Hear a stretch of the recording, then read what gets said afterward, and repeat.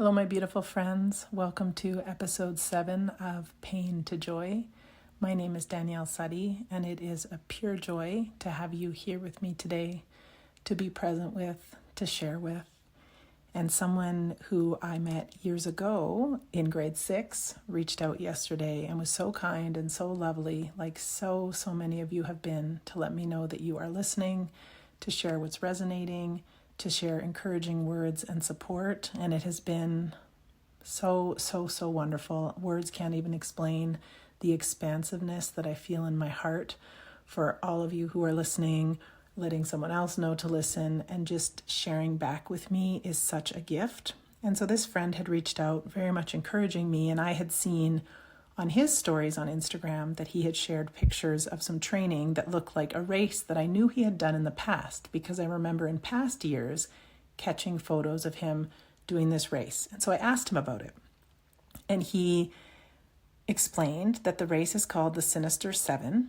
And usually it's 160 kilometers or a 100-mile race that you do on a relay team of 7, which he termed much more sane. Whereas this year, he is training to do the 80-kilometer version solo, which is incredible.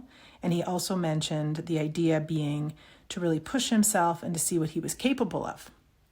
And in the words that he wrote, he also mentioned something about most definitely failing, i.e. he wouldn't potentially finish the race at the 80 kilometers. And it really sparked something in me. It sparked a few things. So the first thing I'll share is I mentioned in a previous episode that on my healing journey, I experienced something called the Landmark Forum. And that is a 3-day event where you really learn things about yourself that you didn't know about yourself. And there is a whole community of people through Landmark throughout the world. And I did the forum back in Vancouver. And when I returned to Calgary, my home at the time and my home now, I ended up doing some courses. There were evening courses. And through that, I met incredible people. I set out to kind of have a breakthrough in my life because I was experiencing a lot of physical pain and a lot of emotional pain and didn't feel like I was moving forward with my treatments and different things and my brain healing. And so I went for one thing, but what I got out of it was so much more. Friendships, community, so much learning, so much growth, so much unlearning, and so much healing. And so when Chris was sharing about this race that he's training for, he also mentioned this idea of how he set out to do this race however many years ago, has completed it, has done it in team, etc. But now he's reflecting on the friends that he's made, the connections he's made, this community. He has an upcoming training weekend. They're planning it. He and his group of people that he's training with, a lot of fun, a lot of food, a lot of good times. And that reminds me that often we set out to experience something and we gain far more from the experience than we could have ever imagined. Or an experience that we thought was going to be one thing brings so many miracles, so much magic, and so many gifts to our lives that we never even anticipated. And so I just want to shout out Chris. We went to grade 6 together. We've been friends for years, acquaintances, haven't seen each other in a long time. And I just want to thank him right now for inspiring this podcast. I'm finding that I get inspired in a moment, and it's important for me to just record in that moment. So thank you to Chris, and I am cheering you on your race. And what came from this was this idea that when I came back and I did some courses with Landmark, and then I experienced something called the advanced course. And the advanced course is the same amount of time that I went to the Landmark Forum in Vancouver. So it's, I believe, a Friday night session, and then early morning Saturday until late at night, early morning Sunday until later on Sunday afternoon. And what you're really learning in the advanced course is core truths about yourself that you didn't know before. And you kind of unravel something that you never knew that you didn't know. And without having done this course, I don't know that I ever would have been able to unravel it in the way that I did. And the reason why Chris sparked this is because when he said that he might possibly fail, I said, you know what? I don't see it as a failure. Just trying, to me, is the win. having done these past years of the Sinister 7 and a relay team, the more sane version, like he said, that's a win. Meeting friends, growing community and growing connections, creating these training weekends together and everybody bringing what they're bringing and camping and having fun, whatever that looks like, that's the win. And it made me think about when I did this advanced course, I was struggling physically, emotionally, and I couldn't figure it out. I thought, but wait a second. I did the Landmark Forum, I don't know if it was a year before or months before, and I was able to get through it. And I couldn't figure it out. I was in so much pain. I was lying at one point. I had brought some blankets. I was lying in the corner trying to take in the seminar because I didn't want to leave. I had committed myself to this. I had paid money to have this experience. I really wanted to get out of it what I was supposed to get out of it. And I got out of it not at all what I thought that I would. And what I recognized was on the Saturday night I got home and I was just so much in pain and really not feeling well. The next morning I was like, okay, I can do this. I can do this. And what I learned from the advanced course was I often, for the majority of my life, would say that I was fine when I wasn't. And I'm sure many of us do that. We put on a brave face, whatever our past little t or big T traumas have been from our childhood, our adolescence, even things that happened when we were adults. We just suck it up and say we're fine. We push through. So I would often say that I was fine when I wasn't. And the win for me was on that Sunday morning of the advanced course, acknowledging that I couldn't do it, that I wasn't going to do it, and that whatever I was meant to get out of that 2.5, 3-day course, I got what I got. I used to be a student, still am a student of life, and when I would be in a class, I would take voracious notes and just take so many notes and color-coded notes, and I wouldn't want to miss a thing. I wouldn't want to go to the bathroom to miss something that the teacher said. When I go to a party, I'm getting better, but I don't want to leave first. I don't like it when the party ends. I don't want to miss anything. I know nowadays, in the last few years, that's called FOMO, fear of missing out. And I guess I probably had it in my learning, in my social life. I didn't want to miss something. I was like, well, if I don't go on Sunday, is there something that I'm not going to get that I need to get? And it's like, no, what you need to get is that going was the win, acknowledging and accepting that you have no more gas in the tank, that there's no way you're going to drive yourself or take an Uber all the way to where the site was, which was at Canada Olympic Park, which is about 20 minutes from where I live. Like, there was absolutely no way I could do that. And I think that was the beginning of me really tuning into those words that I used in previous episodes, which is like, what do my brain and body need, really and truly? Because sometimes the commitment that we made or staying in integrity with our word, somehow that ends up superseding how we're feeling in the moment. I know I've said many times in the last year or so, I would rather have 5 minutes of your presence than an hour of your distraction. I know that many of us, there's so much going on in the world, and there's so much busyness and so many commitments and so many people that we have responsibilities to in our lives. But I would much rather have those present moments. I would much rather somebody checks in with themselves and says, you know what? I'm not going to be able to be present today in the way that I want to be with you. Can we take a rain check?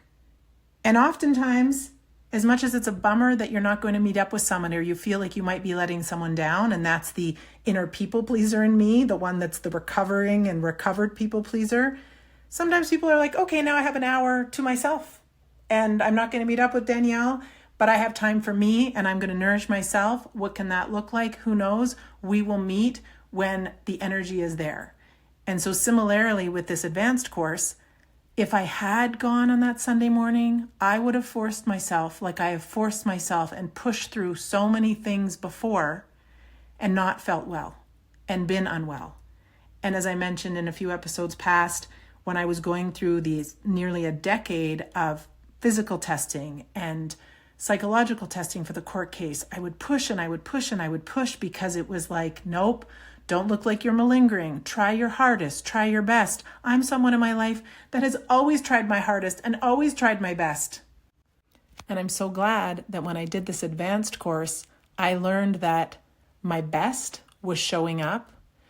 the best I could do for myself was to stay home on that Sunday and take care of myself. The best that I could do was to acknowledge that I learned what I needed to learn. I learned that I say that I'm okay when I'm not, and I push through when I shouldn't.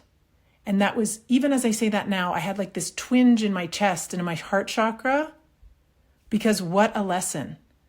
So it wasn't about getting through the entire advanced course. It wasn't about making it until the Sunday. It wasn't about going to the graduation ceremony on the Tuesday because I didn't get through it.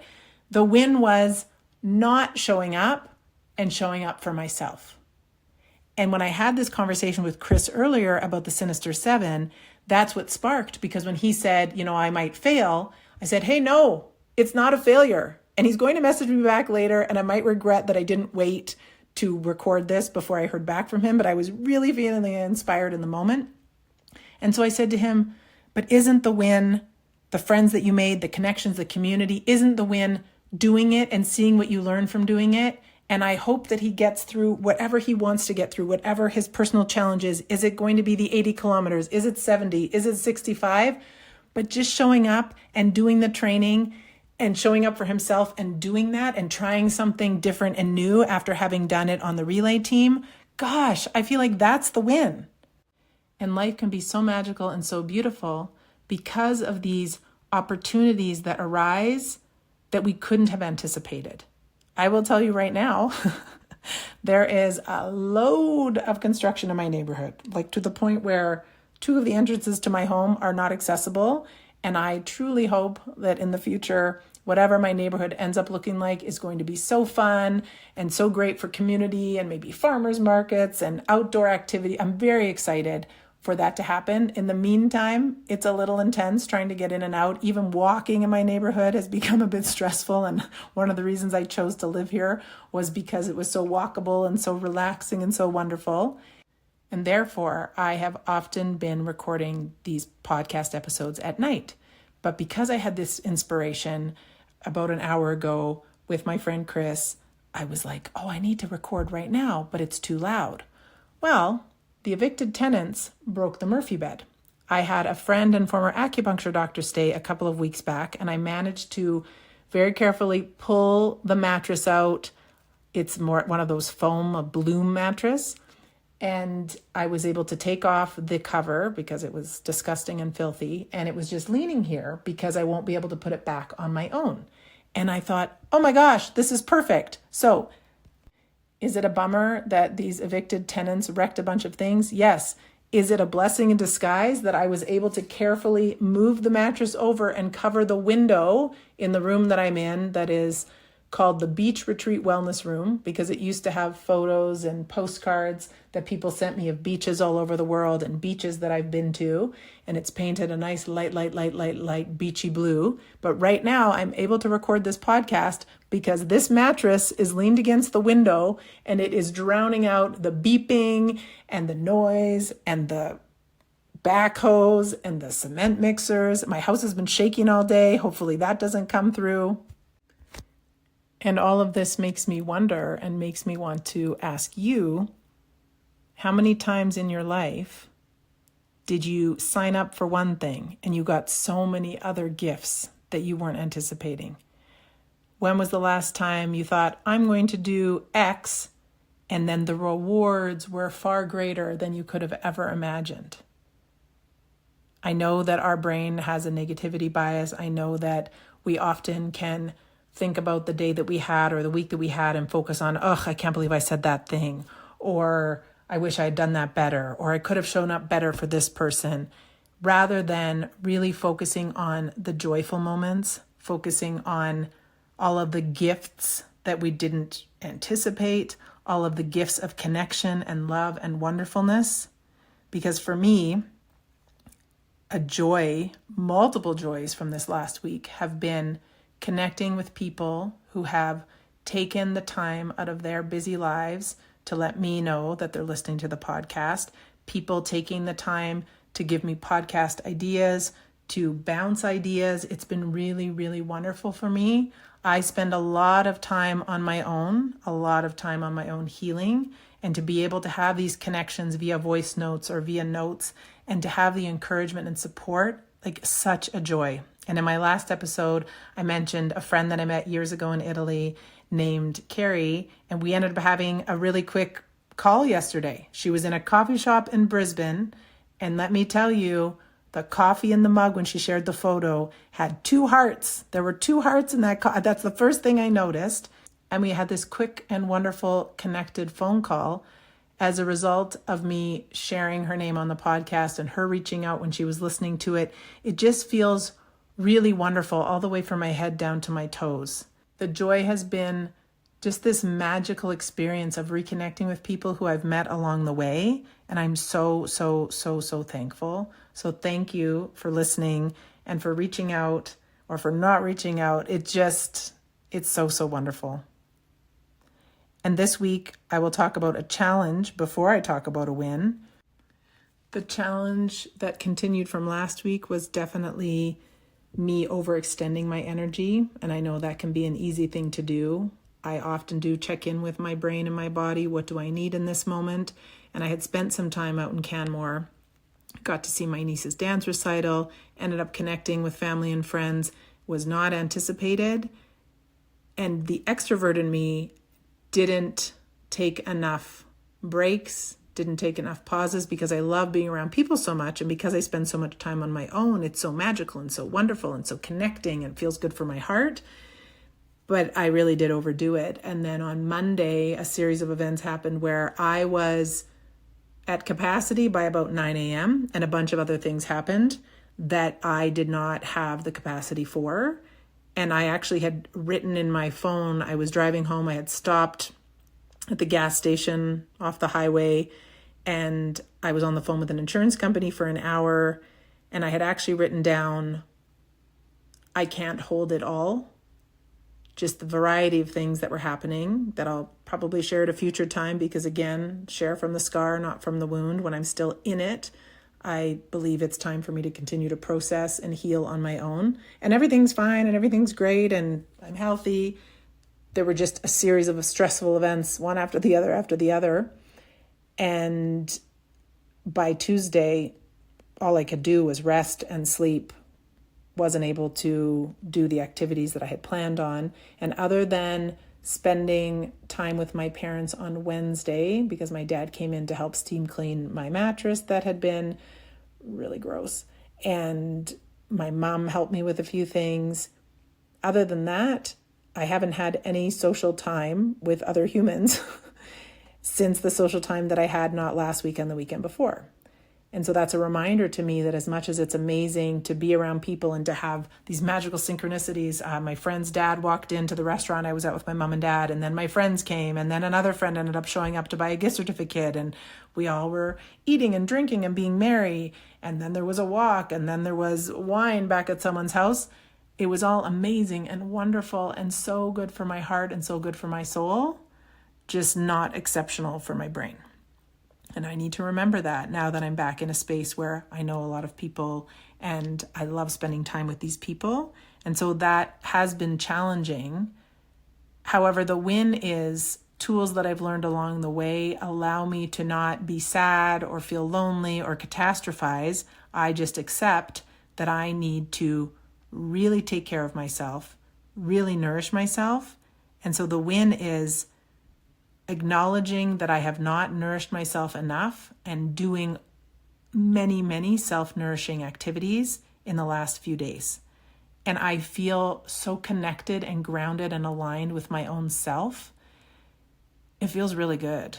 I took the time to cook some nutritious meals for myself that I could eat over the following days, knowing that my energy was low. And for me, often that can be if I cook some food, that might be all the energy I have that day. So that might mean I've cooked the food and now I have food for the next few days, but I don't have the energy for a phone call or I don't have the energy to go for a walk.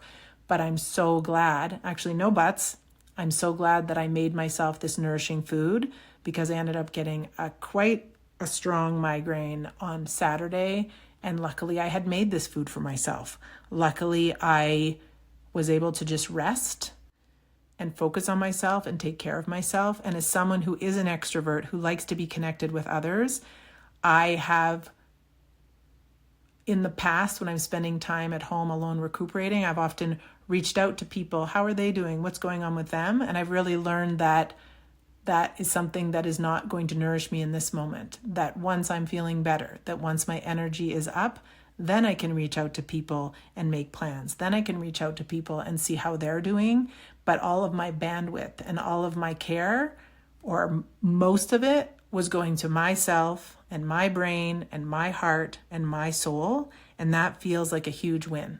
I spent time with myself, by myself, for myself. I understand that that's a luxury that I have because I do live alone. I don't have a family of my own yet.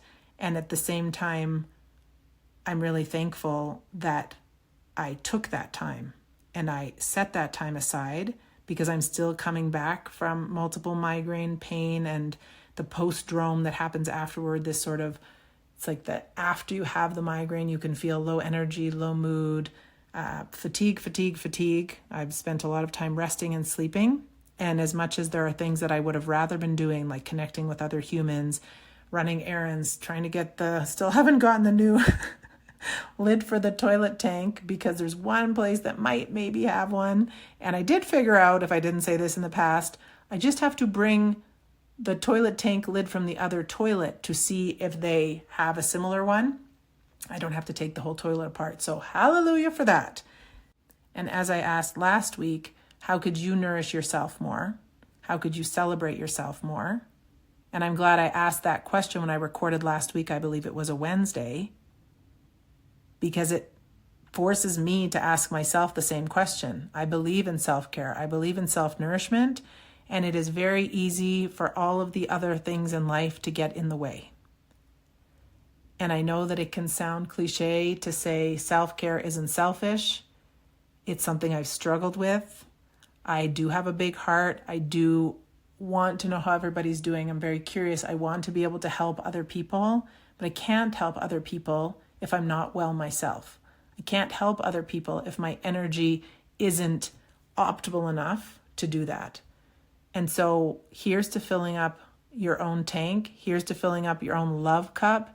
Here's to really loving yourself. I don't care if you've been married for 20 years or 50 years, or if you're in the most amazing relationship, if you have children and grandchildren who fill up your love cup.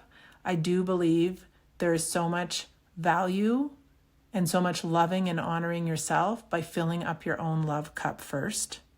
And I will absolutely admit that some of the anxious attachments that I didn't know I still had, that I'm working through with a recent dating experience, have been a gift. That's another one of those unanticipated gifts. Learning that I still had these anxious attachments that I didn't realize I had, moving through them, doing inner work, going to counseling, going to acupuncture, having the deepest, most transformative acupuncture session I've had since October of 2021.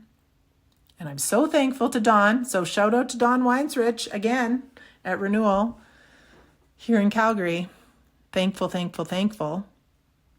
I just feel like uncovering more about myself and learning more about myself and how I can be a better partner and how I can be a better friend and how I can be more kind to myself have been these gifts that have come from like meeting a person. How freaking wonderful. And so I guess the invitation this week is to look at your life, look at your day, look at the week that's passed, and really pinpoint the joys, pinpoint the joyful moments. Let your brain remind yourself that lots of joyful things are happening. Let's focus on the good. And the second invitation is to look at times in your life where you chose to do one thing, but what were all of the gifts that came out of it that you could have never, ever imagined? What were all of the wonderful friendships, the communities created, the amazing experiences that you had because you said yes to something? And so many unanticipated joys came from making one choice. It's just incredible to me. It's incredible to me. So may we all cheer on Chris in his 80-kilometer solo version of the Sinister 7. I believe he said it's a month away. Very exciting. May we continue to cheer ourselves on and to seek out opportunities that give us a chance to have more personal growth, to learn more about ourselves. Because the more we learn about ourselves, the more we can be better for others. We can be great for others in relationship, and we can be kinder to ourselves. When I learn more about myself and my ways of being and what got me to be who I am and how I am now, oh, it's so much easier to be kind to myself. Oh, it's okay. You know what? You've been through a lot. Okay, how can we deal with this? And again, that reminder of the self-compassion work of Kristen Neff and Christopher Germer of common humanity, that remembering that we all have challenges, we are not alone, other people are going through their struggles and their challenges, and other people are experiencing their joys and their wins. And may we continue to learn and grow and unlearn and heal some more, because what I know to be true is that is a lifelong journey. Once you start to delve into who you are and how you are and what makes you tick and what your attachment styles are, it's a lifelong journey. It's an amazing journey. And it's okay some days to say, not today. I don't really want to learn anything today. I'm just going to take a break and just enjoy the moment. But know that I am here for your journey. I'm excited to see what unfolds for you as you look at moments and experiences in your life that gifted you far more than you could have ever imagined. May we continue to celebrate our joys. May we continue to take the time and the energy to nourish, to self-nourish. And that can be as simple as 5 minutes to yourself, doing some breathing, 20 minutes reading a book that you love, making a nourishing meal rather than ordering in, doing something you enjoy, dancing naked in front of the bathroom mirror and celebrating your body for all that it does and all that you are. Yes to more of that. Yes to joy. And yes to rolling with the challenges as they come and loving ourselves more and more and more. Sending you so much love from my thankful heart to yours. Thank you for being here. Hand on my heart, deep breath in.